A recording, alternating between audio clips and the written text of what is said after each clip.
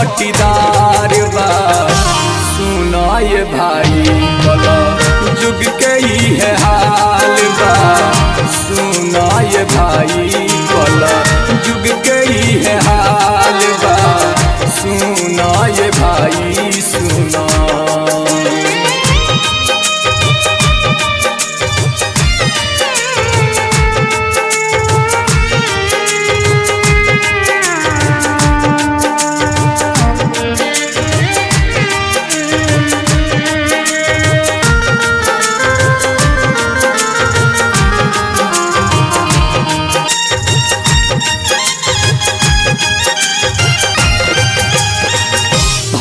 भइल बाटे खाती दुख या विपतिया, लेकिन भाई बाटो तालो धन दौलतिया। धन दौलतिया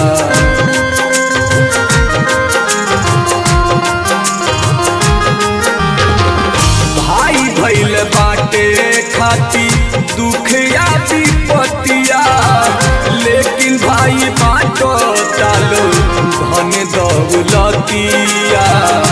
धन दौलतिया रामया भरथी जैसे, रामया भरथी जैसे केहू न समझदार बा।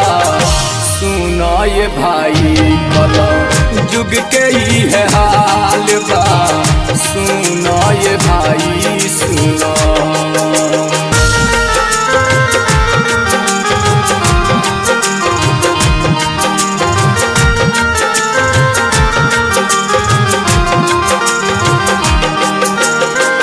बाप संग बेटा रोजी पियो तारे दारू, घरवा के मालिक बनल बिया में हरारू।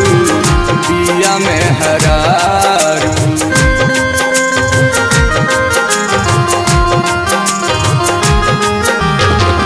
बाप संग बेटा रोजी पियो तारे दारू, घरवा के मालिक बनल बिया में हरारू। बिया में हरारू राइटर हरिंदर लिखे, राइटर हरिंदर लिखे मन के विचार बा। सुना ये भाई बोलो जुग के